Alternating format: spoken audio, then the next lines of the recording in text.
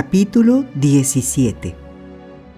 El repulsivo engendro enmudeció y me miró con fijeza esperando, a todas luces, una respuesta. Pero yo me hallaba desorientado, perplejo, incapaz de ordenar mis pensamientos y comprender la trascendencia de aquello que me pedía. Continuó: es necesario que me proporciones una compañera con la que compartir mi vida, con la que llevar a cabo un intercambio de simpatía y afecto sin el que no puedo vivir. La última parte de su narración había despertado mi cólera. Mi inicial enfado había remitido al escuchar el relato de su penosa existencia cerca de los habitantes de aquella casa, pero ahora sentía colmada mi paciencia. No pude contener mi furor. Me niego, le dije, y ningún tormento conseguirá que lo haga. Eres libre de convertirme, si lo deseas, en el más desdichado de los hombres, pero jamás conseguirás que me rebaje hasta ese extremo a mis propios ojos. Dios del cielo, crear un nuevo ser como tú y permitir que ambos, con su inaudita maldad, siembren la desolación en toda la tierra. Vete, ya conoces mi respuesta. Tortúrame si quieres, pero jamás lograrás nada de mí. Estás equivocado, respondió el infame monstruo. Pero, a pesar de todo, estoy dispuesto a discutir contigo en vez de proferir amenazas. Te he dicho ya que mi maldad proviene tan solo de mi desdicha. ¿Acaso no me rechaza toda la humanidad? Tú, mi creador, deseas destruirme y de este modo vencer. Pero reflexiona, dime, ¿por qué debo ser misericordioso para con los demás si ellos se muestran tan implacables conmigo? A tu entender, ¿no sería un crimen arrojarme en un abismo para destruir este cuerpo que construiste con tus propias manos? ¿Por qué debo respetar al ser humano cuando éste alberga para conmigo tales deseos? Que conviva en buena hora conmigo. Si aceptara, lejos de causarle el menor daño, yo le haría todo el bien que de mí dependiera, y llorando de felicidad le daría pruebas de mi gratitud. Pero no, eso es imposible. Los sentimientos de los humanos se levantan como un muro e impiden este acuerdo. Nunca me avendré a tamaña servidumbre. Tomaré venganza de todo el mal que me han causado. Si no pueden sentir amor por mí, allá ellos. Sentirán miedo, y serás tú, mi primer enemigo, quien lo sentirá con mayor fuerza. Te juro que execraré para siempre tu nombre. Ten cuidado, me entregaré a la tarea de destruirte y no me consideraré satisfecho hasta que tu corazón se haya fundido en las oscuras profundidades de la desolación, hasta que te oiga maldecir el día en que naciste.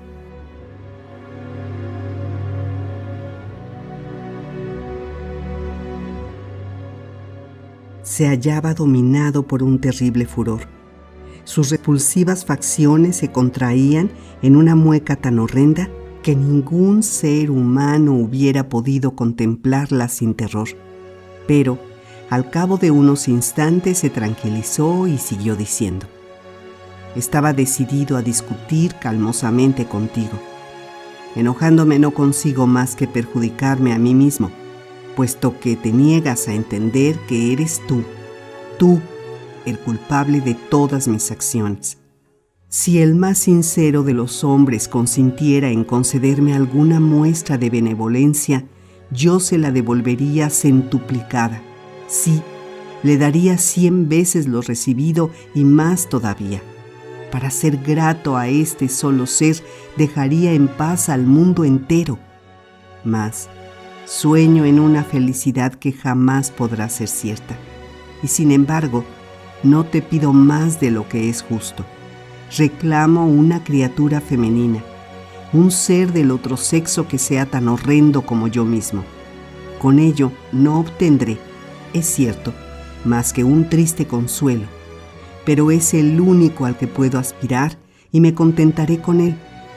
Juntos formaremos una pareja de monstruos. Seremos rechazados por los demás seres, pero esto solo conseguirá unirnos más el uno al otro. Nuestra existencia, es indudable, no será verdaderamente muy feliz, pero al menos no estará tan llena de maldad. Y por fin, yo podré librarme de los sufrimientos que soporto ahora. Creador mío, hazme feliz. Dame la oportunidad de poder sentir gratitud para contigo. Dame pruebas de que también yo soy capaz de obtener la simpatía de alguna criatura, aunque sea la de una sola. No te niegues a llevar a cabo lo que con tanta insistencia te pido.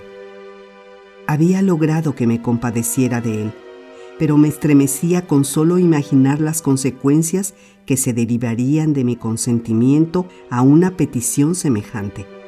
Sin embargo, era preciso reconocer que muchos de sus argumentos estaban cargados de razón.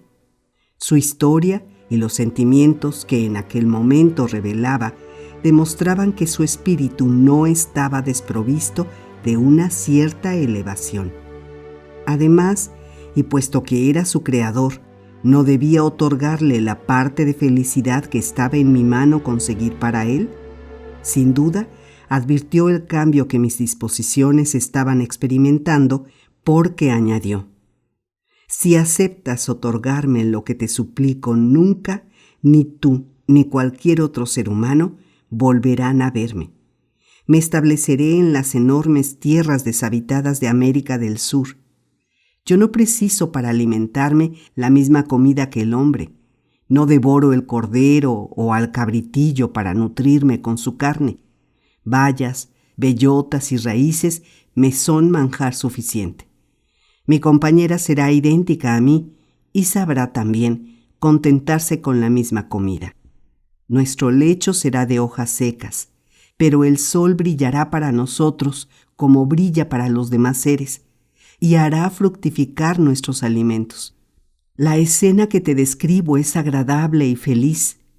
Debieras comprender que poniendo trabas a su realización, muestras una cruel e inútil tiranía.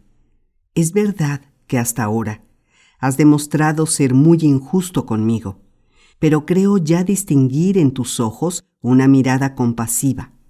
Déjame que aproveche este instante que me es favorable para hacerte prometer lo que con tanta impaciencia estoy esperando. ¿Tienes previsto, respondí, alejarte para siempre de los lugares habitados e instalarte en regiones inhóspitas donde las bestias salvajes serían tus únicas compañeras?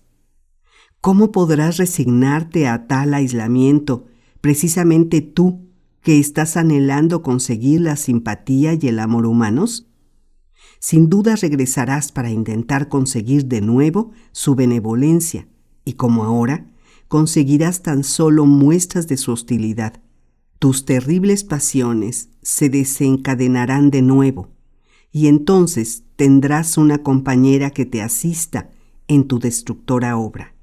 No, es del todo imposible. No sigas insistiendo porque no puedo concedértelo. Qué mudables son tus sentimientos. Hace solo un instante estabas conmovido. ¿Por qué te vuelves ahora atrás y no quieres escuchar mis súplicas? Te juro, por estos parajes donde vivo y por tu misma cabeza que me concibió, que, si me otorgas la compañera que te pido, me alejaré para siempre de la vecindad de los hombres y, si es preciso, buscaré para ello la más remota y salvaje región de la tierra. Estaré libre ya de mis malas pasiones, pues por fin tendré a mi lado a un ser que me otorgue su estima. Mi vida transcurrirá apacible, y cuando llegue mi muerte, no maldeciré el recuerdo de aquel que me dio la vida. Sus palabras me causaron un extraño efecto. Comenzaba a comprenderle y cada vez era mayor mi necesidad de consolarle. Pero cuando miraba su rostro, cuando contemplaba aquella informe masa inmunda que actuaba y hablaba como un ser humano, Mi corazón se llenaba de repugnancia y mis compasivos sentimientos se transformaban en horror y en odio. Intenté dominar mis impulsos.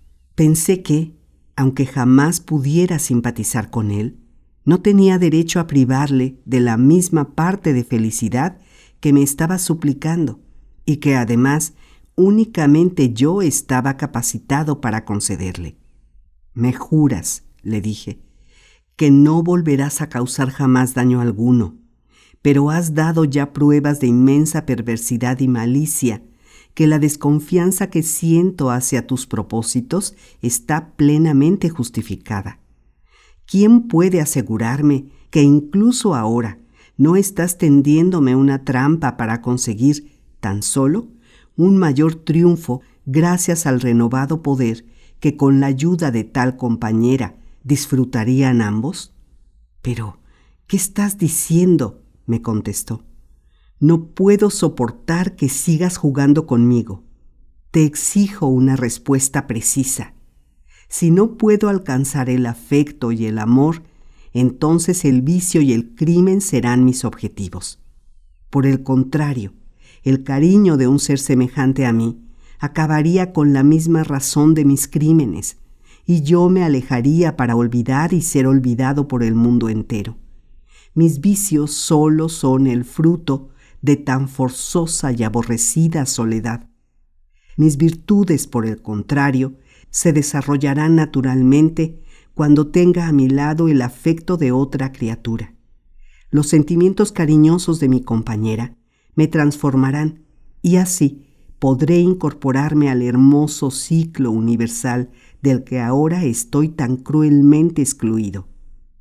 Permanecí unos instantes en silencio, reflexionando sobre cuanto me había dicho y sobre las diversas razones que había esgrimido. Recordé las pruebas de bondad y ternura que había dado al comienzo de su existencia y la degradación posterior que habían sufrido sus cualidades a causa, paradójicamente, del odio y el desdén que sus vecinos le habían manifestado. No olvidé, en mis reflexiones, su hercúlea fuerza y las horribles amenazas que había proferido. Un ser que podía vivir en una cueva rodeada de glaciares y que podía huir de sus perseguidores escalando las crestas de los abismos inaccesibles, era dueño de unas facultades que no podían ser subestimadas. Tras unos momentos de reflexión, llegué al convencimiento de que debía con toda justicia, y no solo por él, sino también por mis semejantes, complacer su petición. En consecuencia, me volví a él y le dije: «Bien, de acuerdo, te concederé lo que me pides, pero con una condición. Has de jurarme solemnemente que abandonarás para siempre el continente europeo y que evitarás cualquier paraje donde puedas encontrarte con seres humanos. Y lo harás en cuanto te haya proporcionado la compañera de tu soledad».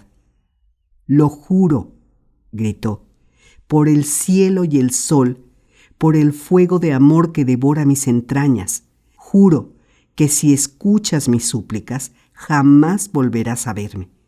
Regresa, regresa a tu casa y pon enseguida manos a la obra. Esperaré el fin de tu trabajo con una impaciencia infinita. No temas, cuando llegue el momento, yo estaré allí para hacerme cargo de mi compañera». Tras aquellas palabras me abandonó enseguida, sin duda con el temor de que yo cambiara de parecer. Vi cómo descendía a la ladera del monte más raudo que el vuelo de un águila, y pocos segundos después se perdía entre los escarpados del mar de hielo.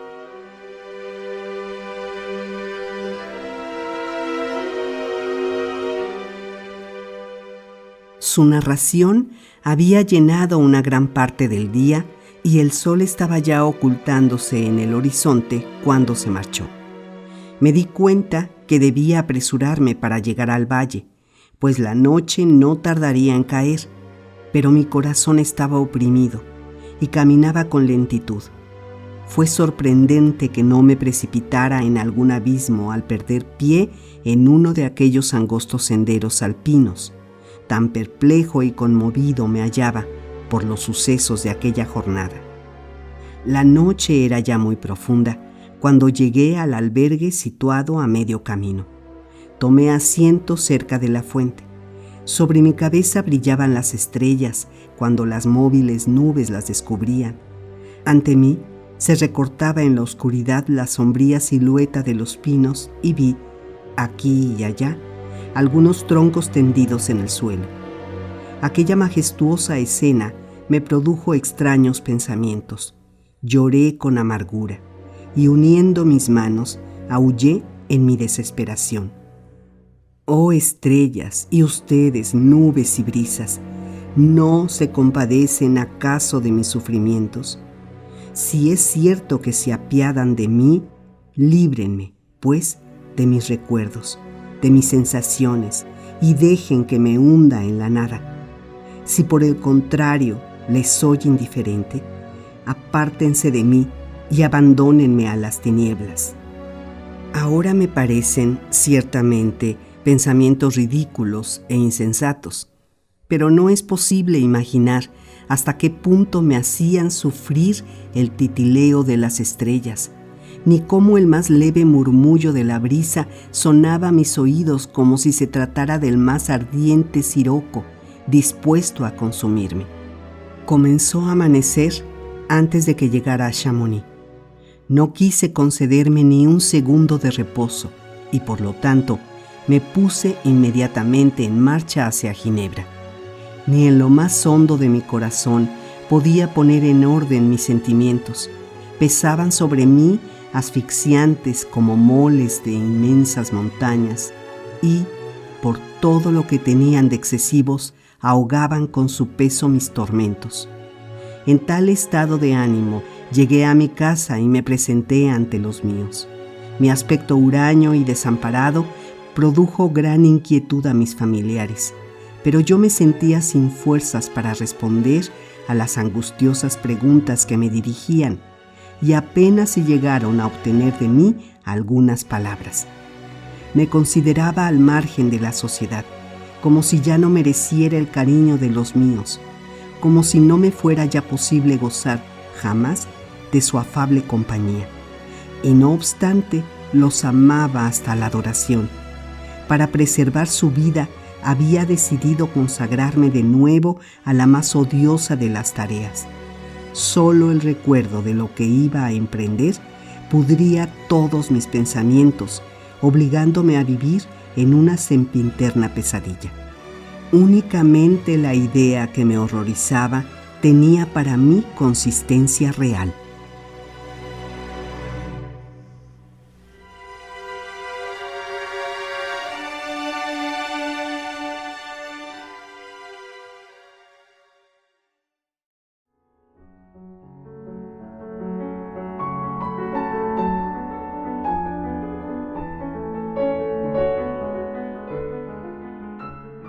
Capítulo 18. Pasaron muchos días y muchas semanas tras mi retorno a Ginebra, sin que lograra encontrar en mí el coraje suficiente para comenzar de nuevo mi obra de creación. Temía la venganza del monstruo si le decepcionaba, y a pesar de ello, no lograba vencer la repugnancia que sentía al recordar la repulsiva tarea que había tomado sobre mis espaldas. Me di cuenta de que no podría crear una compañera femenina para aquel engendro sin entregarme durante varios meses a laboriosos experimentos e investigaciones.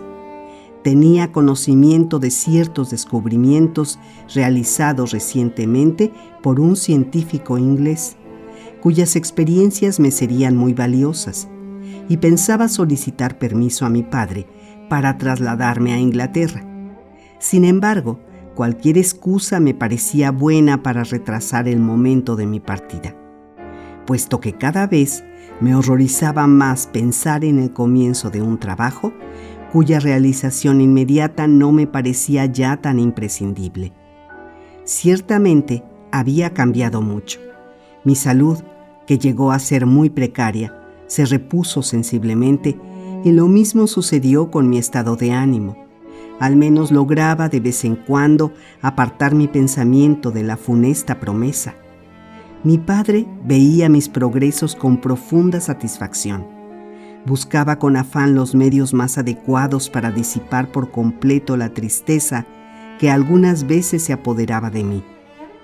Cuando aquello sucedía, yo tenía la impresión de que los rayos del sol que tanto me hacían gozar se habían ocultado tras un tapiz de negras nubes. Me encerraba en mí mismo, buscaba la soledad y pasaba jornadas enteras en el lago, silencioso e indolente, tendido en el fondo de una banca, observando las nubes y escuchando el rumor cadencioso de las olas que batían el casco. Era raro, no obstante, que el aire libre y la calidez del sol no lograran recomponer hasta cierto punto mi estabilidad emocional. Cuando regresaba a casa tras uno de aquellos paseos, mi sonrisa era más espontánea al saludar a los míos y sentía más ligero el corazón.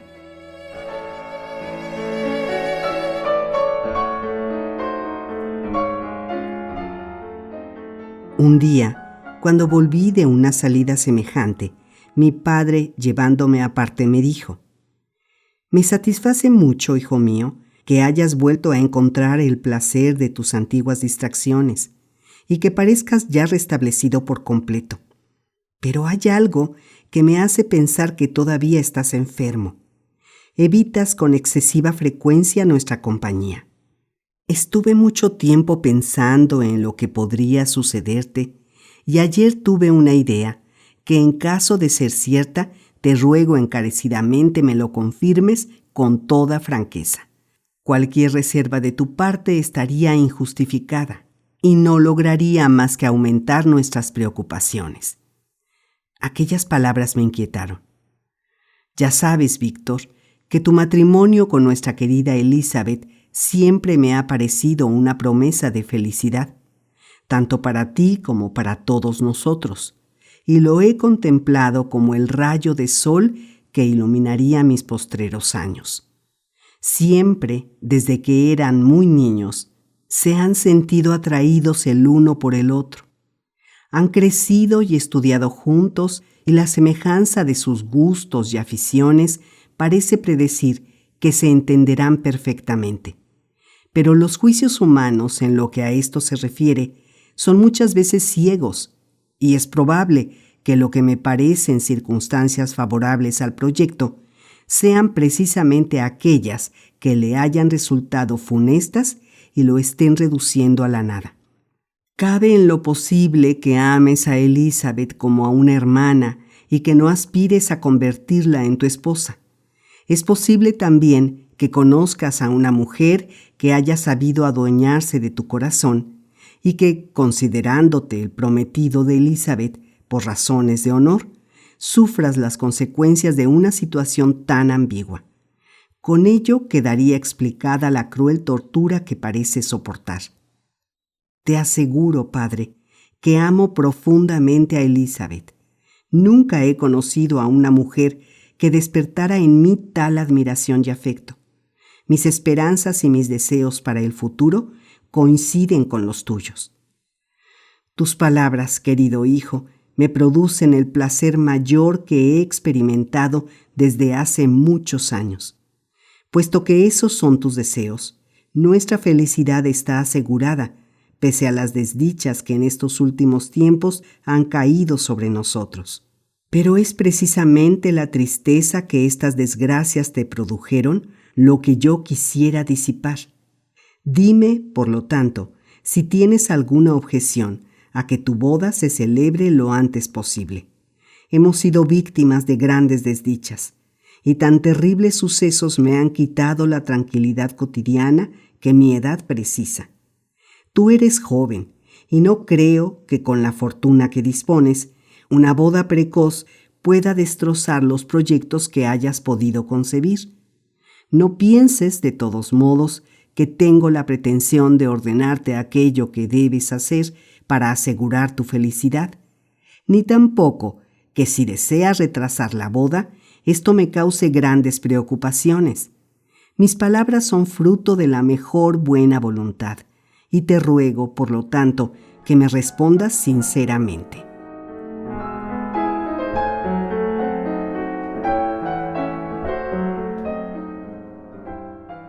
Yo había escuchado las palabras de mi padre, pero durante unos instantes fui incapaz de darle la respuesta que aguardaba.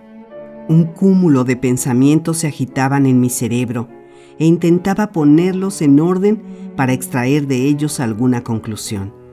La perspectiva de mi boda inmediata con Elizabeth, lejos de alegrarme, me sumía en la mayor consternación y en el terror. Estaba atado por una promesa solemne que aún no había cumplido y que no me atrevía a romper. ¿Qué desdichas iban a caer sobre mi familia si faltaba a mi palabra? ¿Podía pensar siquiera en casarme mientras se cerniera sobre todos nosotros tan terrible amenaza? No, antes debía cumplir mis compromisos y permitir que el monstruo se alejara llevándose a su compañera. Y luego podría consumar un enlace del que solo esperaba felicidad y paz. Tenía en cuenta también que para llevar a cabo mis proyectos me era necesario realizar un viaje a Inglaterra o enfrascarme en una interminable correspondencia con algunos científicos de aquel país cuyos recientes descubrimientos e investigaciones me proporcionarían una serie de elementos que habrían de facilitar en mucho la realización de mi empresa. Entendernos por carta me parecía un método mucho menos eficaz. Además, cada día hallaba mayores inconvenientes al hecho de emprender, en casa de mi padre, la repugnante tarea, mientras seguía conviviendo con los míos como si nada estuviera ocurriendo. Muchos incidentes podían producirse a lo largo de mi creación, y el menor de ellos bastaría para descubrir al mundo hechos que provocarían el horror universal. Advertía también que, a menudo, perdía el control de mí mismo, y en este caso no podría ocultar las sombrías reflexiones que me poseerían mientras estuviera entregado a tan repugnantes quehaceres. Era por completo necesario que me decidiera a abandonar mi familia. Una vez hubiera puesto manos a la obra, mi trabajo terminaría rápidamente. Entonces podría ya regresar junto a los míos, tranquilo y con la felicidad en el corazón. Dando cumplimiento a mi promesa, me desembarazaría para siempre del monstruo. Otras veces me entretenía imaginando que el engendro podía sufrir un accidente mortal y poner así punto final a mis torturas, liberándome de mi promesa. Tras haber sopesado aquellos argumentos, di a mi padre la respuesta que con tanta ansiedad estaba esperando. Le comuniqué mi deseo de visitar Inglaterra, ocultándole, como es lógico, la verdadera razón. Cuidé mucho de no despertar sus sospechas y le hablé con tanto ardor que me concedió de inmediato su autorización. Se sentía feliz viendo que, pasado mi largo periodo de depresión, semejante por sus síntomas a una verdadera locura, era capaz todavía de entusiasmarme con la idea de un viaje. Esperaba que el cambio de ambiente y las distracciones que todo viaje lleva aparejadas me devolverían por completo la salud y me harían regresar a los míos tal cual era antes de que me afectaran los crueles acontecimientos que habían tenido lugar. La duración de mi viaje quedaba por completo en mis manos. En principio sería fijada en algunos meses, o como máximo en un año. Mi padre tuvo la delicada atención de conseguirme un compañero de viaje. Sin decírmelo, hizo, de acuerdo con Elizabeth, las gestiones necesarias para que Clerval se reuniera conmigo en Estrasburgo. Aquello contrariaba mis proyectos, pues hubiera preferido permanecer solo para disponerme mejor a la realización de mi empresa. Pese a ello, tener a mi lado un amigo no podía molestarme en la primera parte de mi viaje. Por el contrario, significaba que podría ahorrarme las largas horas de meditación solitaria, e incluso Henry, con su presencia, tendría el poder de impedir que el monstruo, de desearlo así, pudiera acercárseme. Si hubiera estado solo, podía presentarse ante mí con la excusa de recordarme el cumplimiento de la promesa o para cerciorarse del progreso de mis trabajos. Quedó decidido, pues, que marcharía a Inglaterra y que mi matrimonio con Elizabeth se celebraría en fecha inmediata a mi regreso. Mi padre, por razones de su avanzada edad, quería que la boda tuviese lugar lo antes posible. En cuanto a mí, si algo tenía fuerza bastante para hacerme olvidar mi aborrecida tarea y consolar en algo mis penas, era la esperanza del día en que, libre de mi promesa, podría desposar a Elizabeth y olvidar, en los goces de nuestra unión, todo mi horrendo pasado.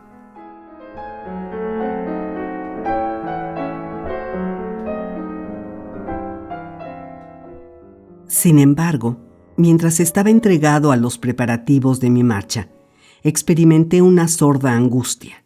En mi ausencia, los míos continuarían ignorando la presencia de su enemigo, y por ende no podrían protegerse de él si, irritado por mi marcha, se decidía a atacarles. En verdad que me había prometido seguirme fuese a donde fuese, y si esta era su intención, vendría tras de mí hasta Inglaterra. Era una posibilidad que me aterrorizaba, pero que al mismo tiempo me tranquilizó un poco, puesto que de esta forma la seguridad de los míos quedaba garantizada. La idea de que todo podía suceder de distinta manera me torturaba. Decidí dejar que me guiaran mis impulsos momentáneos mientras estuviera sometido a la voluntad de aquel demonio, pues tenía el claro presentimiento de que el horrendo ser me seguiría en efecto y que, por lo tanto, mi familia no estaría expuesta a ninguna de sus terribles maquinaciones. En la segunda quincena de septiembre abandoné por segunda vez mi país natal.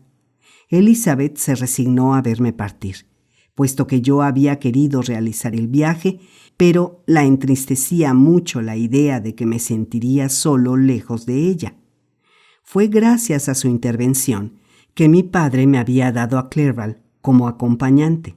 Son inimaginables los 1000 pequeños detalles en que puede pensar una mujer enamorada. Ella hubiera querido, estoy convencido, rogarme que regresara pronto, pero sus encontradas emociones le impidieron hablar mientras, con los ojos llenos de lágrimas, me dirigía una muda y conmovedora despedida. Me precipité al interior del vehículo que debía trasladarme lejos de mi hogar, olvidando hacia dónde me dirigía. Tanta era la emoción que me embargaba. Lleno de los pensamientos más desoladores, atravesé, casi sin darme cuenta, muchos lugares que poseían, sin embargo, una majestuosa belleza. Solo podía recordar sin tregua al ser que me forzaba a efectuar tal viaje y el siniestro trabajo que me aguardaba. Tras varios días pasados en una sorda indolencia y durante los que recorrimos muchas leguas, llegué por fin a Estrasburgo, donde tuve que aguardar durante 2 días la llegada de Clerval, que venía de Alemania. Me produjo una inmensa alegría volverlo a ver. Pero qué cambiados estábamos, qué distintos nos habíamos vuelto. Ningún espectáculo de la naturaleza le dejaba indiferente. No podía ocultar su admiración ante la belleza de un ocaso, y su entusiasmo se desbordaba cuando, al amanecer, veía cómo iba elevándose el astro rojo que anunciaba el nuevo día. Me mostraba sin cesar los variables colores del paisaje y el aspecto del cielo. «Eso es lo que llamo vivir», gritaba. «Estoy gozando ahora en toda su grandeza cuanto la vida tiene de maravilloso. ¿Por qué estás tú, querido Frankenstein, tan triste y abatido?» En verdad yo daba pruebas de la más desoladora tristeza y permanecía insensible a la hermosura del cielo estrellado y a la del sol naciente que se reflejaba con brillos dorados en las cabrillantes aguas del Rin. Le aseguro, querido amigo, que le sería mucho más grato leer el diario de viaje de Clerval, sensible y gozoso admirador de paisajes, que escuchar las amargas reflexiones de esta criatura misérrima, perseguida por una maldición que le prohíbe, todavía, todo pensamiento alegre. Habíamos decidido descender, navegando por el Rin, de Estrasburgo hasta Róterdam, y embarcarnos allí en dirección a Londres. Durante la primera parte de nuestro viaje fluvial, divisamos con mucha frecuencia islitas rodeadas por los sauces y contemplamos numerosos y bellos villorrios. Nos detuvimos toda una jornada en Mannheim y 5 días después de abandonar Estrasburgo, llegamos a Maguncia. A partir de aquella ciudad, el Rin adquiere un mayor pintoresquismo. La corriente es veloz y el río serpentea entre colinas, no muy altas ciertamente, pero de laderas escarpadas y espléndidas formas. Vimos las ruinas de innumerables castillos, al parecer inaccesibles, edificados en lo alto de los acantilados y rodeados de espesas florestas. El paisaje de aquella parte del Rin es de una gran variedad. Abruptos montecillos se levantan en sus orillas y pueden verse desalmenados castillos que presiden pavorosos precipicios, mientras, a sus pies, el Rin deja oír el murmullo de sus foscas aguas. Luego, de pronto, tras rodear un promontorio, se abre a su vista un cuadro por completo distinto. Feraces viñedos crecen sobre laderas verdes y suaves hasta llegar al río, que de vez en cuando devuelve el límpido y risueño reflejo de prósperas ciudades. Estábamos en épocas de vendimia, y mientras nos deslizábamos sobre el agua, podíamos escuchar el canto de los vendimiadores. Incluso yo, a pesar de mi melancolía, con el alma llena de sombríos pensamientos, no pude resistir la belleza bucólica de aquellos parajes. Tendido en cubierta, contemplando el azul del cielo, me parecía beber, como si fuera algún filtro mágico, la tranquilidad de la que tanto tiempo había carecido. Si aquellas eran mis sensaciones, las de Henry eran inexpresables. Se creía transportado a algún país de hadas y gozaba con evidente placer de una felicidad que muy pocos hombres llegan a alcanzar. He contemplado ya, me dijo Henry, los lugares más hermosos de nuestro país. Conozco los lagos de Lucerna y Uri, en donde las montañas coronadas por la nieve descienden casi a pico hasta el agua, proyectando sus sombras oscuras e impenetrables que serían lúgubres si islotes de verdor no alegraran la vista con la frescura de sus tonalidades.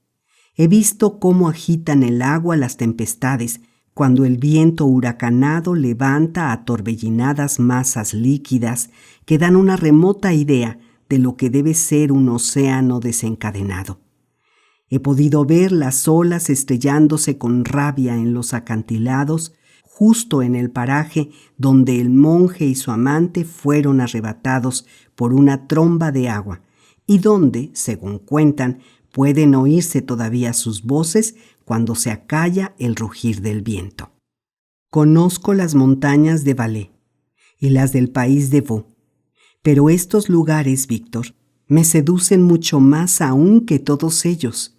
Los montes suizos son, en verdad, extraños e imponentes, pero no tienen comparación posible con el divino encanto que parece desprenderse de este río. Mira aquel castillo dominando el precipicio y aquel otro sobre la isla, casi oculto por la espléndida copa de sus árboles, y más allá, el grupo de vendimiadores regresando de sus viñedos que se dirigen al pueblo, semioculto por los repliegues de aquella colina.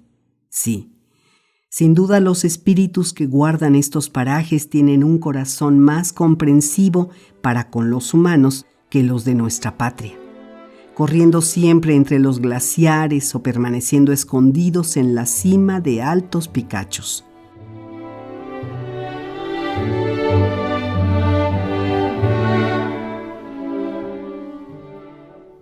Clerval, querido amigo, incluso hoy recordando tus palabras y dedicándote los elogios que tan merecidos tienes, siento que me invade aún el gozo.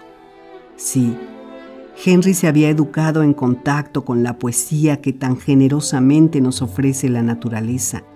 Su imaginación siempre despierta y su entusiasmo eran temperados por la gran sensibilidad de su espíritu. Su corazón estaba repleto de afecto y su amistad era de aquellas que parecen pertenecer tan solo al reino de lo imaginario.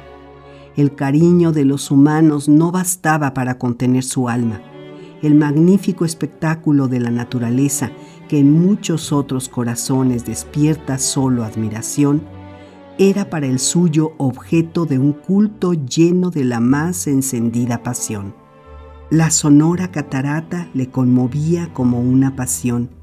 La roca altiva, la montaña y la selva de sombras profundas, sus formas y sus colores eran para él un deseo, un sentimiento y un amor que no necesita otros encantos, proporcionados por la imaginación u otro atractivo que no se dirigiera a los ojos. ¿Dónde está ahora aquella criatura afectuosa y encantadora? He perdido para siempre aquel espíritu desbordante de pensamientos, de imágenes llenas de fantasía y belleza que iban construyendo un maravilloso mundo de fantasmagorías. Ha muerto tan deslumbrante alma. ¿No existe ya más que en mi memoria? No, no es posible. Aquel cuerpo de tan graciosas proporciones, de tan resplandeciente hermosura, me ha abandonado, pero su espíritu sigue vivo. Todavía viene a visitar y servir de consuelo a su desgraciado compañero.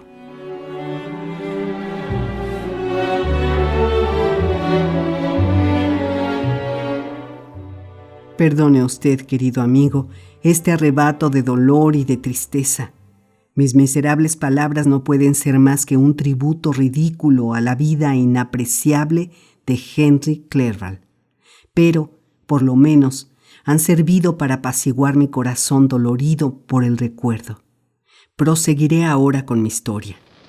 Dejando atrás Colonia, seguimos descendiendo por el río hacia las llanuras de Holanda y decidimos que luego sería preciso continuar nuestro viaje en silla de posta, puesto que el viento nos era desfavorable y la corriente sería allí demasiado lenta para permitirnos progresar.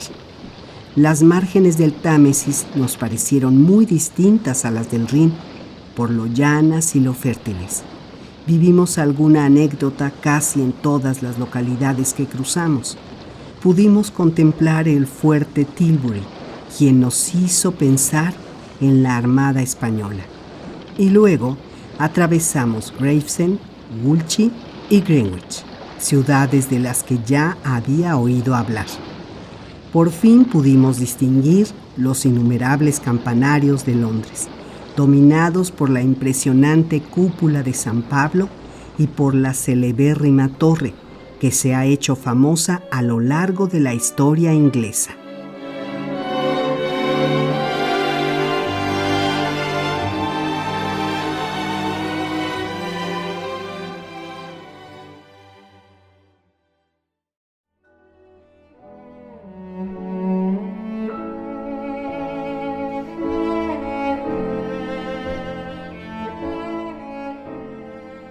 Capítulo 19. Llegados a Londres, nos dispusimos a pasar algunos meses en aquella maravillosa ciudad que goza de tan merecida fama. Clerval quería frecuentar a los hombres de genio, que en aquella estación del año se hallaban en Londres en número bastante elevado. Para mí, tales visitas no eran sino algo secundario. Estaba interesado principalmente en conseguir los conocimientos que me permitieran aprender todo cuanto consideraba necesario para el feliz término de mis trabajos. Por lo tanto, me apresuré a entregar las cartas de presentación que llevaba conmigo y que estaban dirigidas a los más célebres y distinguidos filósofos naturales de Inglaterra. Si me hubiera sido posible efectuar el mismo viaje en la época de mis primeros estudios, cuando estaba todavía lleno de felicidad, sin duda me habría proporcionado grandes satisfacciones. Pero una horrible maldición había caído sobre mi cabeza, emponzoñando mi existencia, y si ahora visitaba a aquellos sabios ilustres, era, tan solo, con el propósito de conseguir una documentación que ellos eran los únicos en poseer, y que, por desgracia, había adquirido para mí la mayor importancia. Soportaba con mucho desagrado la compañía de extraños, pero, por el contrario, la de Henry me permitía alegrar mi corazón contemplando los espectáculos del cielo y de la tierra.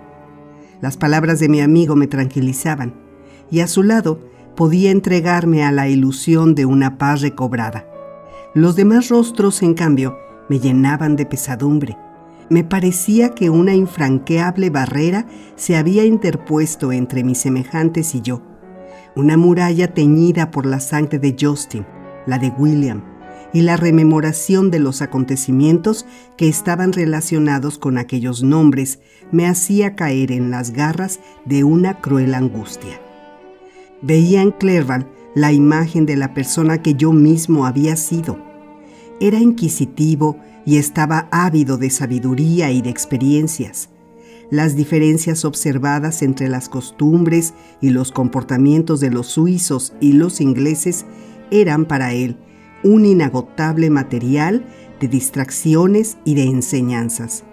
Estaba intentando llevar a cabo un deseo que había acariciado durante largo tiempo.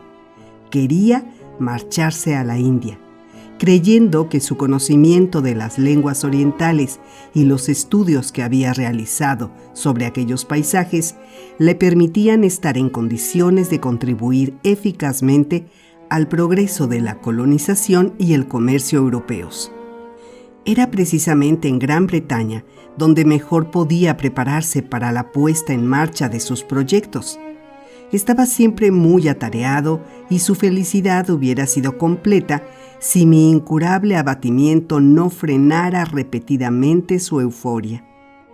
Yo procuraba, por todos los medios que tenía a mi alcance, ocultarle mi estado de ánimo, con el fin de no echar a perder los placeres que un país desconocido ofrece a aquellos que no están sumidos en el recuerdo de graves acontecimientos o en la preocupación por sucesos angustiosos. Pretextando compromisos distintos a los suyos, me negaba a menudo a acompañarle en sus salidas. Por mi parte, había comenzado a reunir los materiales que iba a necesitar, cosa que me era tan penosa como lo es para un condenado al suplicio el lento e interminable gotear de agua sobre su cráneo. Cada uno de los pensamientos que se referían a la tarea que me esforzaba por llevar a cabo era para mí una verdadera tortura, y cada una de las palabras que era preciso pronunciar para ello salía temblorosa de mis labios y hacía palpitar mi corazón.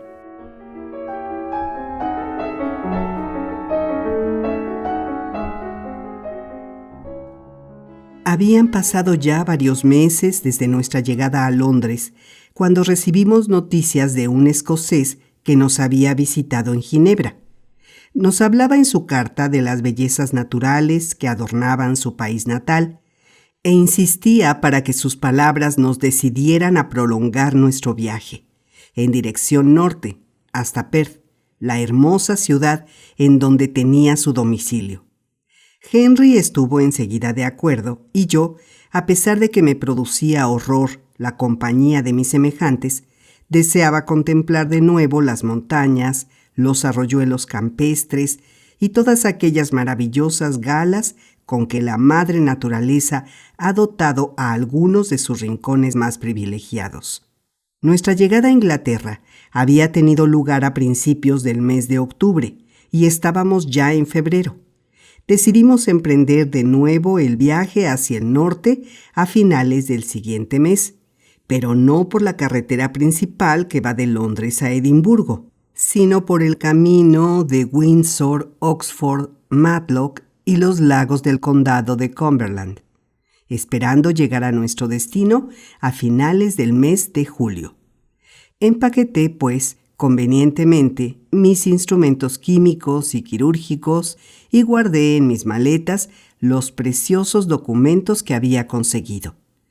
Tenía la intención de llevar a cabo mi tarea creadora en algún lugar alejado, en las altas montañas del norte, en donde estaba convencido de que encontraría la soledad necesaria. Dejamos Londres el 27 de marzo y pasamos algunos días en Windsor, realizando largas caminatas por los magníficos bosques de sus alrededores. Para nosotros, habitantes de un país montañoso, era un paisaje enteramente nuevo. Los gigantescos robles, la abundancia de caza, las manadas de ciervos de majestuoso porte, todo aquello nos era hasta entonces desconocido. Seguimos luego la marcha hacia Oxford y llegamos a la antigua ciudad universitaria con el ánimo repleto de los acontecimientos históricos que, 150 años antes, habían tenido lugar en ella. Fue allí donde Carlos I reunió a sus tropas. La ciudad le había permanecido fiel mientras todo el país se alineaba al lado del Parlamento, bajo la bandera de la libertad. El recuerdo de aquel desdichado monarca y de sus compañeros, el afable Falkland, el orgulloso Goring, la reina y su hijo, daban un carácter particular a cada piedra de la ciudad en la que habían vivido. Teníamos la impresión de que espíritus de pasadas épocas se habían refugiado allí y gozamos descubriendo las huellas de sus pasos. Pero, por si aquello no hubiera sido suficiente para satisfacer nuestra imaginación, la ciudad era por sí misma lo bastante hermosa como para llenarnos de asombro al contemplar los antiguos y pintorescos colegios, las maravillosas calles y el delicioso río Isis, que fluye a su lado atravesando prados y verdes espesuras, alargándose en un tranquilo remanso fluvial en donde se refleja el magnífico conjunto de torres, campanarios y cúpulas que emergen por entre los viejos árboles.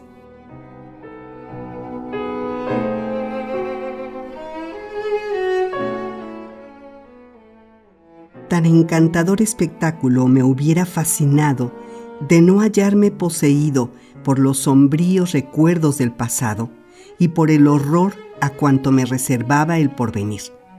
Había nacido para la felicidad. Durante mi infancia nunca me había dominado la tristeza, y si algunas veces estuve a punto de enfadarme, contemplar las maravillas de la naturaleza o el estudio de las más sublimes realizaciones humanas siempre conseguía interesarme y alejar mi mal humor. Pero ahora no soy más que un árbol marchito, corroído por una implacable enfermedad. A lo largo de nuestro viaje tuve, sin embargo, la repentina intuición de que estaba volviendo a la vida, de que lograría sobrevivir para recordar aquello que había sido y que pronto dejaría de ser, un mísero ejemplo de humanidad derrotada, algo que despertaba la compasión de los demás y mi propio horror. Si hubiera sabido lo que me reservaba el porvenir.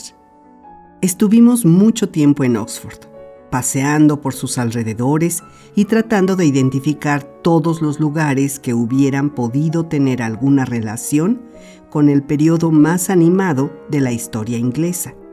Nuestras exploraciones nos llevaron varias veces bastante lejos de la ciudad. Visitamos la tumba del ilustre Hampden y el lugar donde perdió la vida el gran patriota. Mi espíritu lograba evadirse con frecuencia de sus miserias y viles terrores para elevarse en la contemplación de los magníficos ejemplos de amor a la libertad y de autosacrificio que con tanta fuerza evocaban aquellos lugares. Por breves momentos osaba romper mis cadenas y contemplar lo que me rodeaba con el corazón lleno de sincera emoción. Pero las ataduras se habían clavado muy profundamente en mis carnes y pronto volvía a caer, tembloroso y desesperado, en poder de mi implacable criatura. Dejamos Oxford con pesar y nos dirigimos a continuación hacia Matlock, que era nuestro próximo objetivo. Los campos que rodean aquella ciudad se parecen mucho, por su paisaje, a los que nosotros conocíamos también en Suiza, pero todo a una escala considerablemente menor y sin que las montañas cubiertas de verdor luzcan en la distancia la corona de nieve que en las cimas alpinas se halla siempre dominando las colinas pobladas de abetos. Visitamos la maravillosa gruta y contemplamos por varios minutos las vitrinas dedicadas a la historia natural, cuyos objetos están colocados de una forma que recuerda las colecciones de Servoq y Chamonix.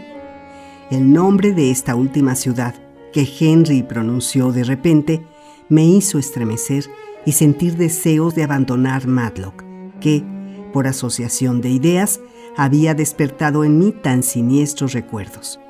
Pasado Derby, y siguiendo siempre con nuestro viaje, permanecimos 2 meses enteros en los condados de Cumberland y Westmoreland. Entonces hubiera podido imaginar que habíamos vuelto a las cordilleras suizas. Las nevadas extensiones que cubrían la ladera norte de las montañas, los tranquilos lagos y el tumultuoso fluir de los torrentes eran espectáculos que yo conocía y estimaba. Aquel paisaje nos dio la ocasión de hacer jugosas comparaciones que gocé y me permitieron relativamente abandonarme a la ilusoria sensación de felicidad. Como es natural, la alegría que Henry manifestaba era muy superior a la mía. La compañía de hombres cultos había enriquecido su espíritu y ahora estaba descubriendo en su interior una capacidad y unas posibilidades que jamás hubiera podido imaginar cuando frecuentaba a seres que eran intelectualmente inferiores a él. «Me agradaría vivir aquí», dijo Henry. «En estas montañas no añoraría ni el Rin ni Suiza». Se daba cuenta, a pesar de todo, de que la existencia viajera no supone solo satisfacciones, sino que es acompañada también por la fatiga. Su espíritu siempre se hallaba en tensión, y cuando comenzaba a calmarse, su mismo modo de ser le impelía a dejar un tema en el que todavía seguía interesado para abordar una materia nueva que atrajera también su atención hasta que, a su vez, un nuevo objetivo venía a reemplazarla.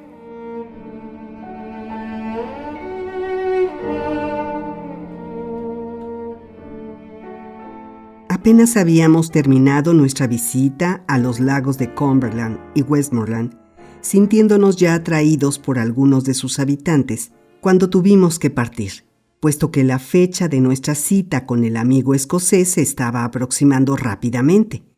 En lo que a mí respecta, no experimenté ningún pesar. Durante demasiado tiempo había retrasado ya el cumplimiento de mi promesa, y sentía serios temores de que el monstruo pudiera enojarse y ejecutar imprevisibles actos. Al fin y al cabo, existía la posibilidad de que hubiese permanecido en Suiza y, si fuera así, ¿no vengaría mi retraso en quienes me amaban? Aquella idea me había atenazado y me hacía sufrir, especialmente en los momentos en que necesitaba algo de reposo y tranquilidad.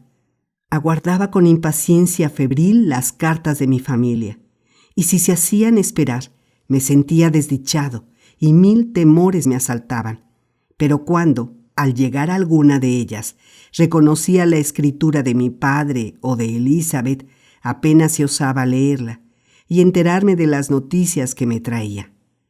Imaginaba en otras ocasiones que el monstruo había seguido mis pasos, y entonces me preguntaba si no sería capaz de asesinar, para vengarse, a mi compañero. Estaba siempre al lado de Henry, y le acompañaba a todas partes como si fuera su sombra, con el deseo de protegerle de la maligna furia del destructor. Me sentía como si yo mismo fuera el culpable de un crimen cuyos remordimientos me obsesionaran. En verdad, yo era inocente. No obstante, había traído sobre mí una maldición mucho más pesada y letal que la que pudiera desprenderse del crimen más monstruoso. Visité Edimburgo con ojos y espíritu abstraídos, aunque la ciudad tiene encantos suficientes como para despertar el interés del hombre más distraído. No agradó a Henry tanto como Oxford, cuyo ambiente y antigüedad le habían fascinado. Sin embargo, la hermosura y prestancia de la ciudad moderna, el castillo romántico y sus aledaños, los más bellos del mundo, Arthur's Seat, St. Bernard's Well y las colinas de Portland, le ofrecieron una compensación y le llenaron de alegría. Entretanto, yo deseaba tan solo llegar por fin al término de nuestro viaje. Salimos de Edimburgo al cabo de una semana, y tras pasar por Coppet, St. Andrew y las orillas del río Tay, llegamos a Perth, donde nuestro amigo nos estaba aguardando. Pero yo no me sentía en condiciones de reír y conversar con gente extraña, ni podía ponerme a su disposición y aprobar sus proyectos con el buen humor que es exigible a un invitado. Comuniqué a Clerval mi deseo de efectuar a solas una excursión por Escocia. «Diviértete por tu lado», le dije, «todo lo que puedas. Nos encontraremos aquí de nuevo. Es posible que en un mes o dos no vuelvas a verme, pero te suplico, no intentes llevarme la contraria. Déjame un tiempo en la soledad y la paz a que aspiro. A mi regreso espero tener más ligero el corazón y un estado de ánimo más parecido al tuyo». Henry trató de que reconsiderara mi decisión, pero al ver que estaba firmemente resuelto a llevarla a cabo, no insistió. Me rogó solo que escribiera con frecuencia. «Preferiría», me dijo, «acompañarte en tus excursiones a quedarme con esos escoceses a quienes no conozco demasiado.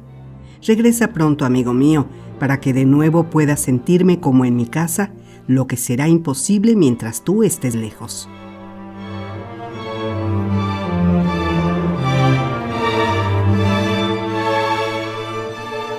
Despidiéndome de mi amigo, decidí recorrer algunos apartados rincones de Escocia y dar comienzo a mi trabajo en la más absoluta soledad.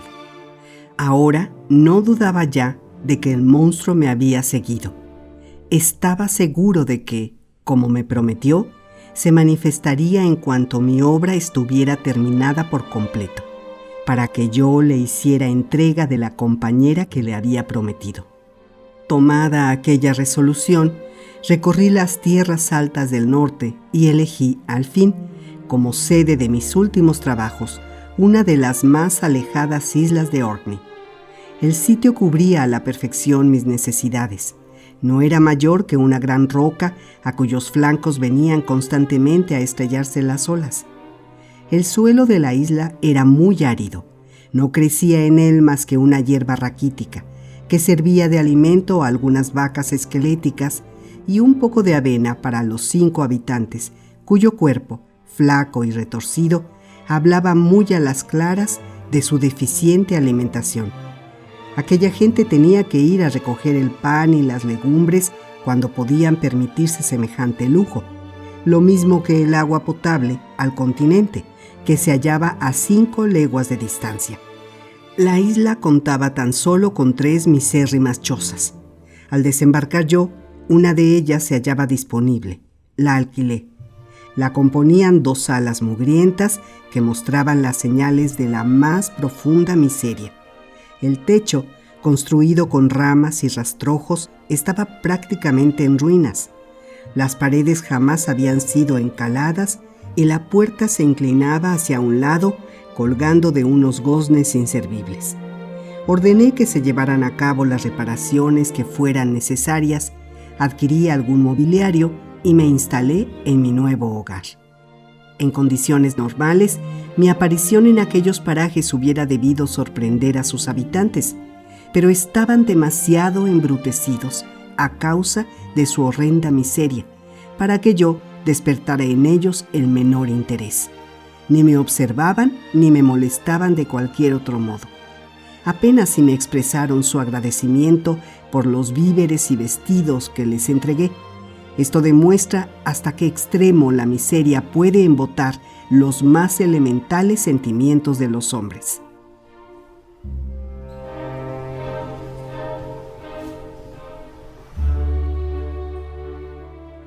Dedicaba las mañanas al trabajo y por las noches, cuando el tiempo no lo impedía, iba a caminar por la playa, cubierta de guijarros, y escuchaba el rumor de las olas que lamían mis pies.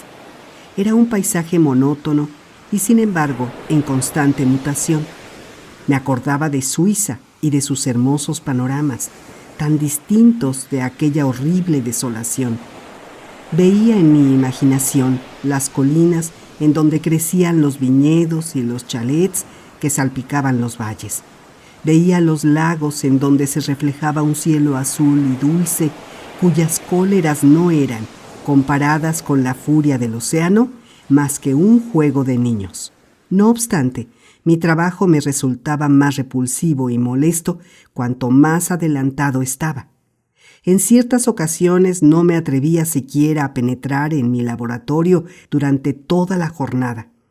En otros momentos trabajaba sin descanso día y noche, deseando terminar lo antes posible.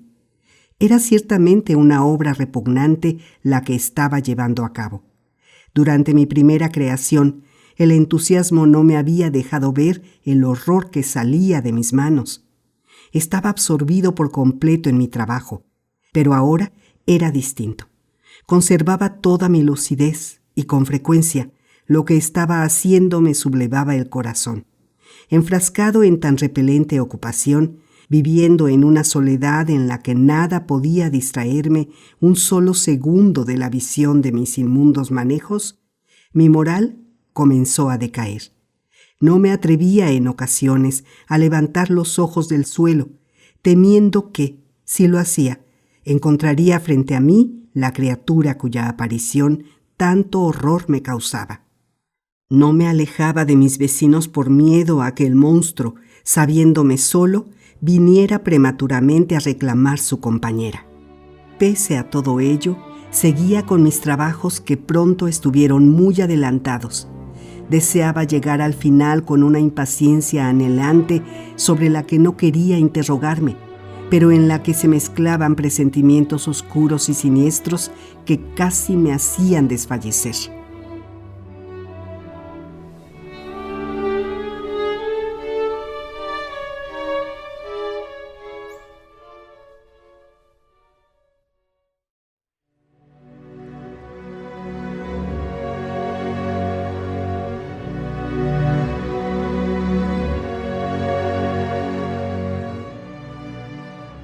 Capítulo 20. Un anochecer estaba en mi laboratorio. El sol se había ya ocultado y la luna apenas si comenzaba a aparecer al otro lado de las olas. La luz era insuficiente para permitirme trabajar y permanecía allí, sentado sin hacer nada, preguntándome si sería preferible dar por terminada la labor del día o si sería mejor permanecer despierto y continuar el trabajo para concluir cuanto antes mi asquerosa tarea. Mientras reflexionaba sin llegar a decidirme, otros pensamientos fueron llenando mi cerebro y me hicieron meditar sobre las posibles consecuencias de mi obra.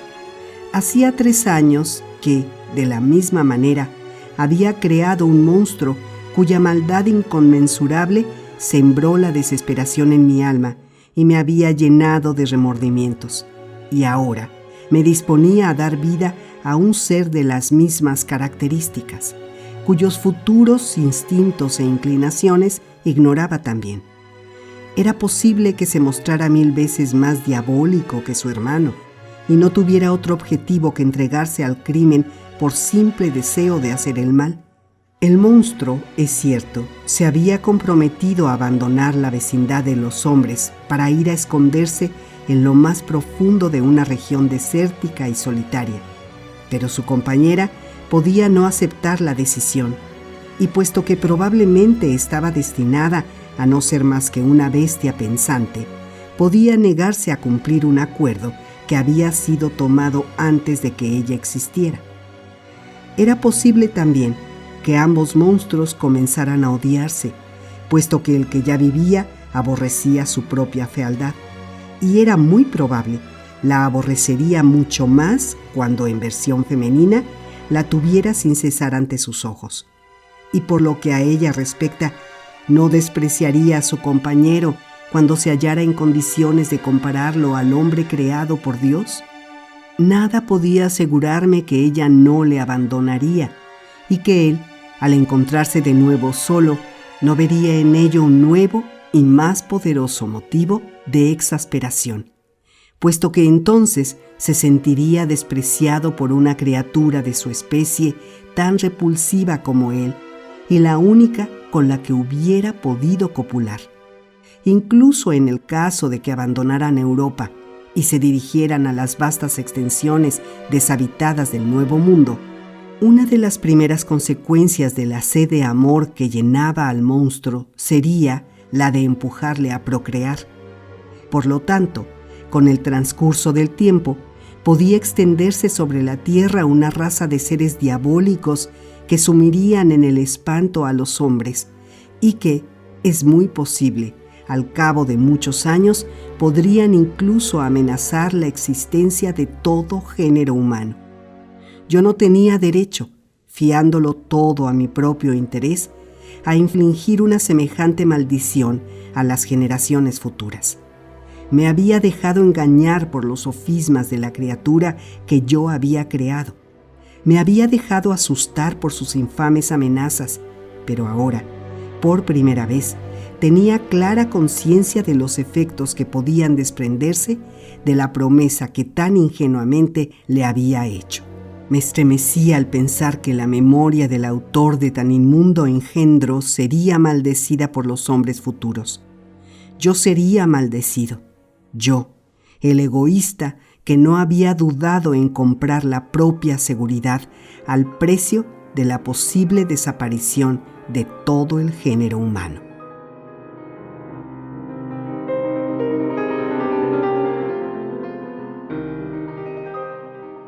Temblé a impulsos de espanto y creí perder el conocimiento cuando, al levantar el rostro, vi, a la luz de la pálida luna, el diabólico ser que me espiaba a través de una ventana. Una mueca repulsiva cruzaba sus facciones mientras se inclinaba con avidez para comprobar el estado en que se hallaba la innoble tarea a la que me había empujado. Sí, había seguido mis pasos. Había atravesado los bosques, se había cobijado en las grutas, se había ocultado en las grandes estepas deshabitadas y ahora estaba allí, advirtiéndome de su presencia y exigiendo que llegara hasta el fin en el cumplimiento de lo que había prometido. Vi que sus rasgos traslucían la maldad y la perfidia. Recordé con el espíritu vacilante, al borde de la locura, que yo me había comprometido a crear un segundo monstruo semejante a él, y entonces, temblando de horror y de cólera, destrocé la inmunda cosa en la que estaba trabajando. El monstruo me contemplaba, viendo la destrucción del proyecto de ser en el que había depositado sus esperanzas de felicidad. Luego lanzó un diabólico alarido y desapareció tragado por la noche. Salí de la habitación y cerrándola con llave, me hice el firme propósito de no recomenzar jamás tan horrenda labor. Mis piernas parecían incapaces de sostener el peso de mi cuerpo y me retiré al dormitorio. Estaba solo. Nadie se hallaba a mi lado para consolar mi tristeza, para arrancarme a la tortura de mis siniestras reflexiones. Pasaron 2 horas, durante las que permanecí asomado a la ventana contemplando el mar. Estaba en calma, puesto que el viento había dejado de soplar y toda la naturaleza parecía descansar bajo el atento ojo de la luna.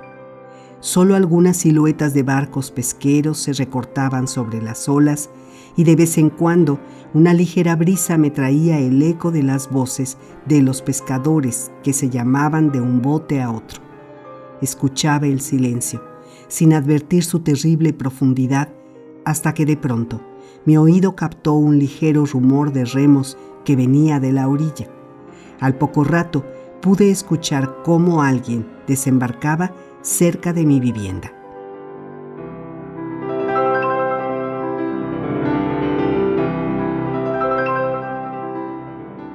Un minuto más tarde, noté un breve chasquido, como si intentaran abrir, sin ser oídos, la puerta de mi casa. Una corriente de hielo recorrió mi espalda. Estaba seguro de saber quién era, y estuve a punto de pedir ayuda a un pescador que vivía en la barraca más cercana a la mía. No pude hacerlo. Me hallaba como paralizado. Sentía la impresión, común en las pesadillas, de querer huir ante la amenaza de un terrible peligro, y no poder lograrlo porque mis pies permanecían fijados al suelo por una fuerza irresistible.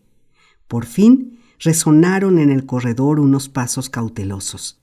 La puerta de mi habitación se abrió y el execrado monstruo se presentó ante mí y me dijo, mientras se acercaba, con voz sorda y amenazadora: «Has destruido tu obra y no comprendo tus intenciones. ¿Acaso osas faltar a la promesa que me hiciste? He soportado muchas fatigas y miserias. Me marché, siguiéndote, de Suiza. Tuve que deslizarme por las orillas del Rin y trepar a las colinas. He permanecido mucho tiempo en las estepas de Inglaterra y en las más solitarias regiones de Escocia. He sufrido inimaginables torturas a causa del cansancio, el hambre y el frío. ¿Quieres ahora, tras todo ello, deshacer mis esperanzas? Vete, grité.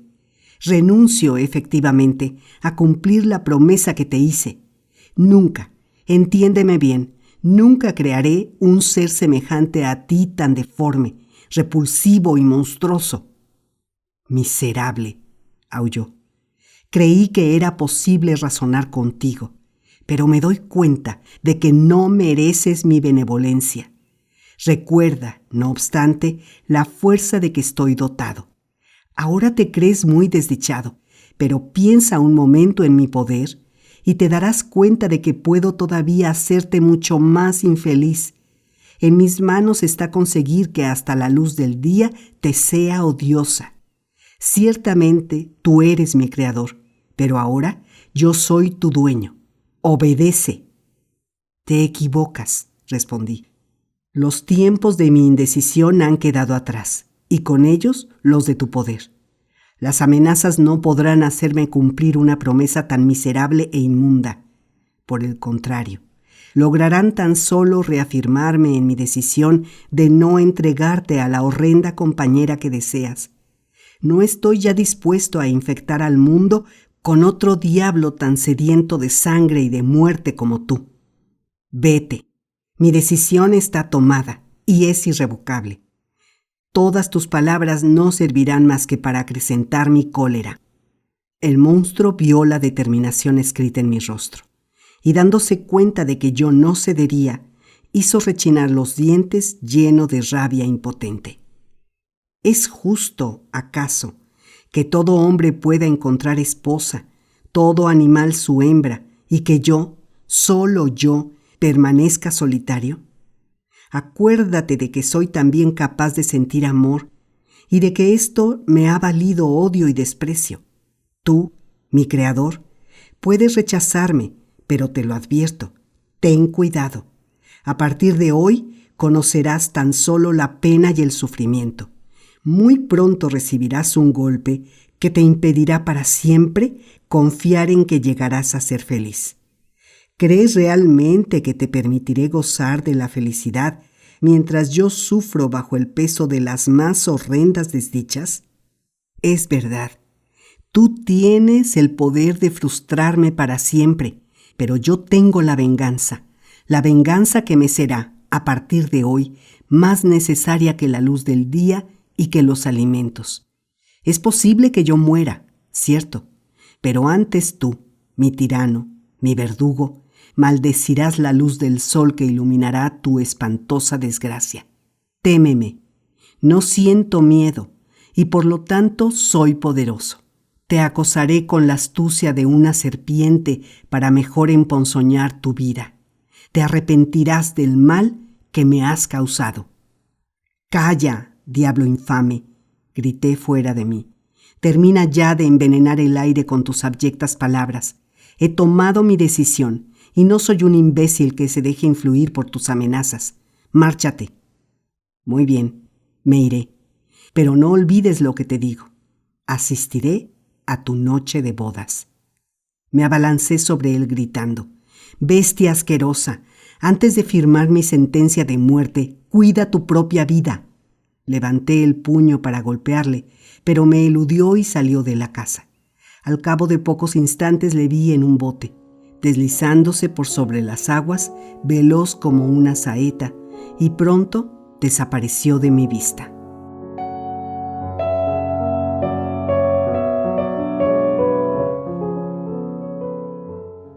El silencio era otra vez total, pero sus palabras resonaban todavía en mi cerebro. Lancé espumarajos de furia, sin poder concebir otro deseo que perseguirle y ahogarle en el mar. Horriblemente atormentado, paseé de un lado a otro de mi habitación. Mis nervios sobreexcitados creaban 1000 imágenes que me torturaban haciéndome sufrir de un modo cruel. ¿Por qué no le había seguido para intentar darle muerte? Le había dejado, estúpidamente, escapar, y ahora navegaba hacia el continente. Me estremecí al preguntarme quién sería la primera víctima que sacrificaría a su insaciable deseo de venganza, y de pronto recordé sus postreras palabras: «Asistiré a tu noche de bodas». Sería entonces, por lo tanto, cuando iba a cumplirse mi destino. Yo podría morir, pero, en tal caso, el odio del monstruo no tendría ningún objeto. Aquello me aterrorizó. Imaginaba a mi hermosa Elizabeth derramando lágrimas de inconsolable dolor al descubrir que su marido le había sido arrebatado cruelmente en la misma puerta de su felicidad, y prorrumpí en llanto por primera vez desde hacía muchos meses. Me juré entonces a mí mismo que el monstruo no me asesinaría sin que yo vendiera cara mi vida. Por fin la noche terminó y el sol fue levantándose sobre el horizonte. Me calmé un poco, si puede llamarse calma a lo que nos domina cuando la violencia y la cólera dejan paso a la apatía y la desesperación. Salí de la cabaña que había servido de marco a la siniestra entrevista y bajé a la playa por la que paseé durante largo tiempo. El mar me parecía una muralla infranqueable que se había levantado para siempre entre mis semejantes y yo. E incluso un tal aislamiento me pareció deseable. A punto estuve de terminar con mi vida en aquella inhóspita roca. Aquello sería, es cierto, penoso, pero al menos no temería ya que la desgracia pudiera herirme con mayor crueldad. ¿Acaso si regresaba con los míos no era para morir asesinado o contemplar cómo perdían la vida a manos del diabólico engendro los seres a quienes yo más quería? Erré por la isla como un alma en pena, padeciendo horribles tormentos en mi soledad. Hacia el mediodía, cuando el sol estaba en su apogeo, no pude resistirlo más y tendiéndome sobre la hierba, me sumí enseguida en el más profundo sueño. Aquello me alivió mucho, pues no había dormido. Mis nervios estaban muy alterados y mis ojos irritados por el llanto y la vigilia. Al despertar, había recuperado mis fuerzas. De nuevo me sentía miembro de la especie humana y me puse a reflexionar con más tranquilidad sobre los pasados acontecimientos. Las palabras del monstruo seguían resonando todavía en mis oídos y me producían estremecimientos de pavor. Las creía fruto de una pesadilla y no obstante estaban grabadas en mi alma con una claridad terrible y real.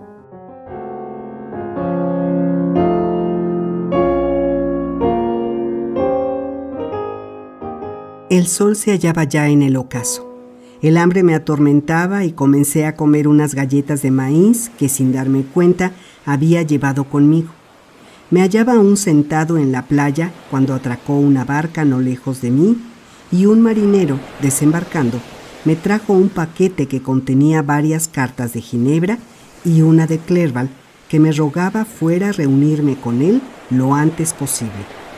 Decía en ella que estaba perdiendo un tiempo precioso, que los amigos de Londres esperaban su regreso a la capital de Inglaterra para poder ultimar las negociaciones emprendidas para llevar a cabo sus proyectos de viajar a la India.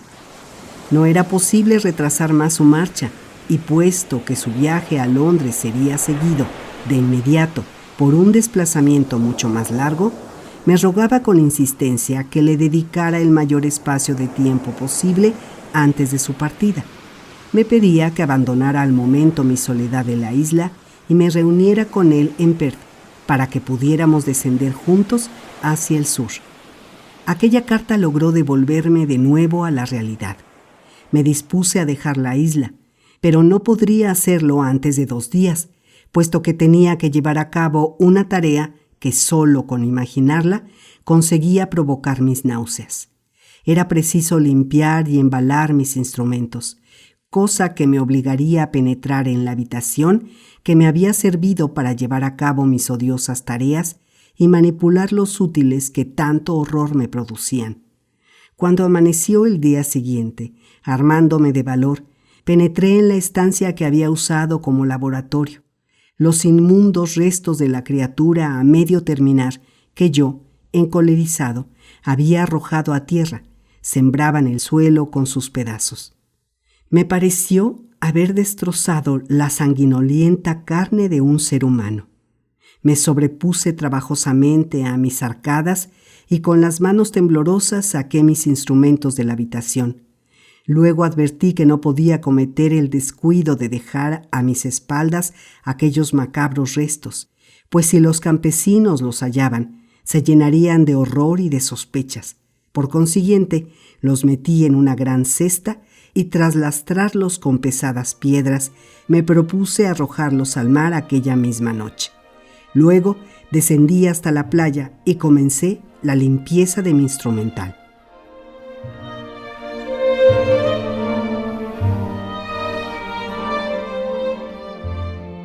Tras la entrevista con el monstruo, mis sentimientos habían dado un giro rotundo. Hasta entonces me consideraba esclavo de mi promesa, y aquello me producía una profunda desesperación, pues me creía obligado a cumplirla, fueran cuales fuesen las consecuencias que ello pudiese tener. En cambio, ahora la venda había sido arrancada de mis ojos, y por primera vez podía ver las cosas con claridad. Ciertamente, la idea de reemprender mi creación no volvió a asaltarme, pero de todos modos ni siquiera imaginé que un simple acto de voluntad por mi parte hubiera podido anular las amenazas del monstruo. Lo único que sabía era que no volvería jamás a engendrar un ser semejante al que, tan desdichadamente, había creado. Me daba cuenta de que había estado muy cerca de cometer un acto de horrible y miserable egoísmo, y extirpé por completo de mi interior cualquier pensamiento que pudiera obligarme a cambiar mi decisión. La luna apareció entre las 2 y las 3 de la madrugada. Elegí aquel momento para llevar el cesto a un bote y bogar unas 4 millas mar adentro. El lugar estaba completamente solitario. Sin embargo, pude contemplar las siluetas de algunas barcas regresando de la pesca y me alejé de ellas con toda la velocidad que pude sacarle a mi embarcación, pues temía ser visto como si me dispusiera a cometer algún horrible crimen. Durante unos segundos, la luna, que hasta entonces había brillado en todo su esplendor, fue cubierta por una nube. Aprovechando aquellos instantes de oscuridad, eché el cesto al agua.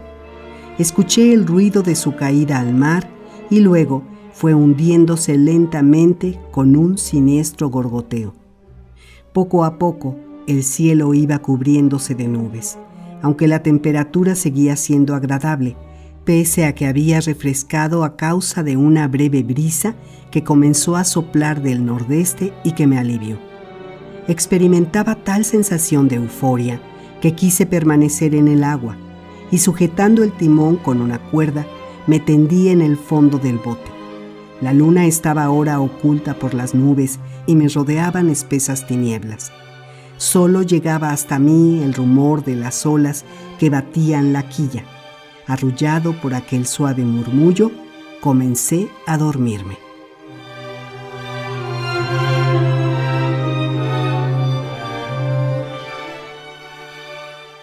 No sé cuánto tiempo transcurrió, pero al abrir los ojos Advertí que el sol estaba ya alto en el cielo.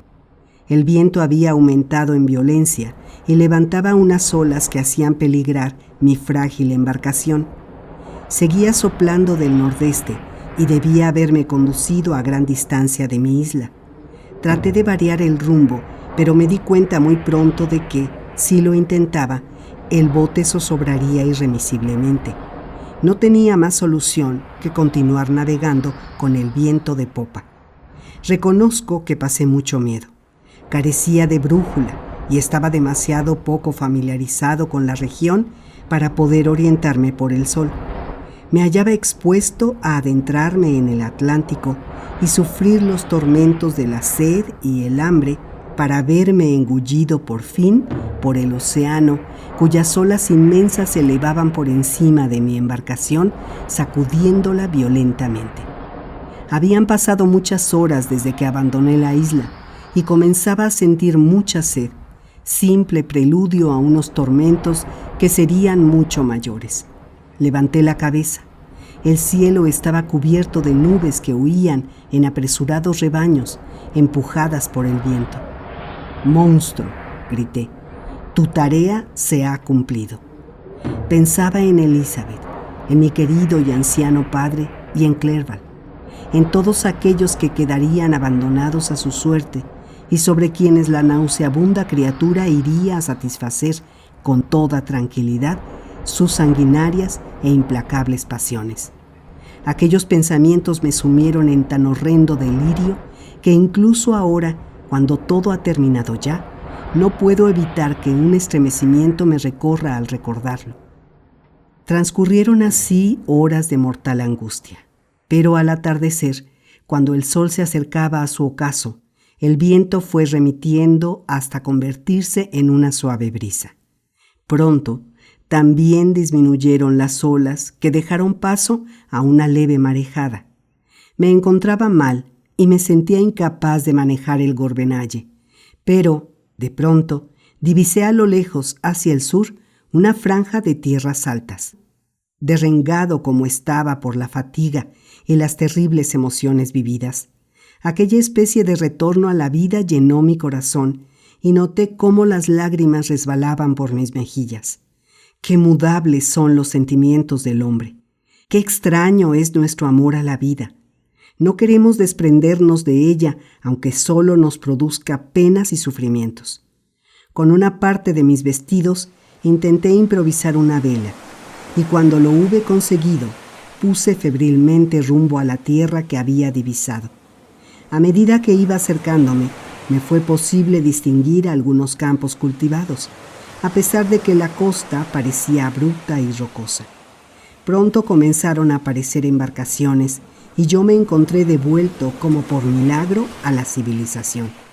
Tomando como punto de referencia la torre de un campanario, cuya punta había empezado a divisar tras una pequeña colina y por la que deduje que en aquella dirección hallaría un pueblo, puse proa hacia aquel lugar, puesto que, a causa de mi extremada debilidad, me pareció más oportuno no buscar otro paraje para desembarcar. Por fortuna, contaba con algún dinero y, sin duda alguna, podría hallar en aquel pueblecito algo con que reparar mis fuerzas.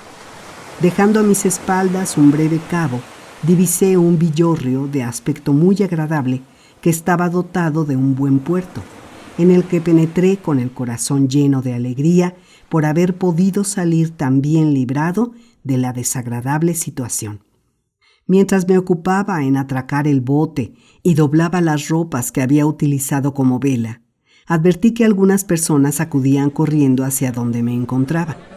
Se detuvieron cerca de mí, observándome visiblemente sorprendidos por mi apariencia, pero en vez de ofrecerme su auxilio, comenzaron a murmurar entre ellos, haciendo unos ademanes y unos gestos que en otras circunstancias hubieran despertado mi aprensión. Pero, sin duda, a causa de mi debilidad, solo pude darme cuenta de que estaban hablando en inglés y por ende me dirigí a ellos en ese idioma. «Buena gente», les dije, ¿quieren tener la amabilidad de decirme cómo se llama este pueblo y en qué región me encuentro? Muy pronto lo sabrá. me respondió bruscamente uno de aquellos hombres.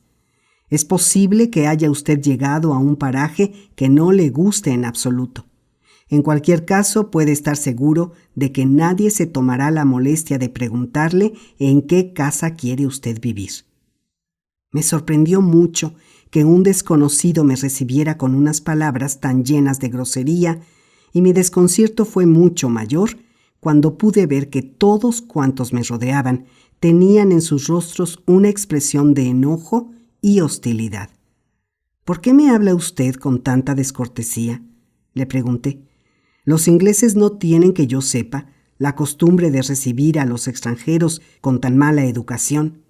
Ignoro lo que suelen hacer los ingleses, respondió aquel hombre, pero los irlandeses solemos odiar a los criminales. Mientras iba desarrollándose este diálogo, la muchedumbre se incrementaba con rapidez.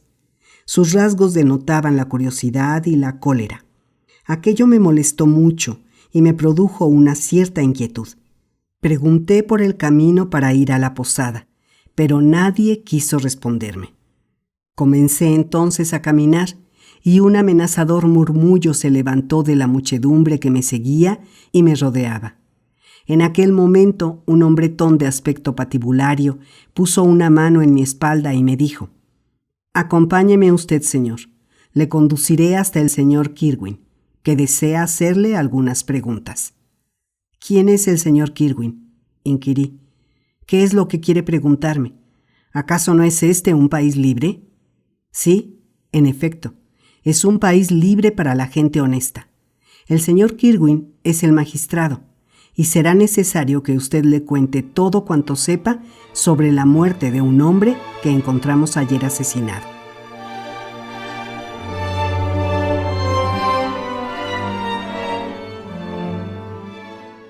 Aquella respuesta me produjo un estremecimiento, pero me sobrepuse. Era inocente y me sería muy fácil probarlo. Seguí por lo tanto sin protestar a aquel hombre y me dejé conducir sin oponer resistencia hasta una de las más bellas casas del pueblo. Estaba a punto de desfallecer de hambre y cansancio.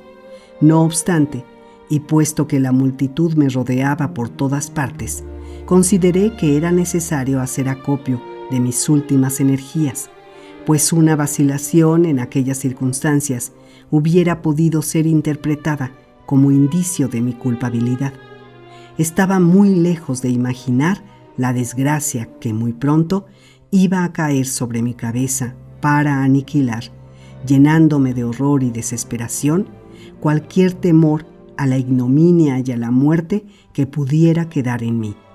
Quisiera ahora suplicarle que tenga un poco de paciencia, pues me será preciso recurrir a todo mi valor para evocar el encadenamiento de horrendos acontecimientos que fueron sucediéndose desde entonces.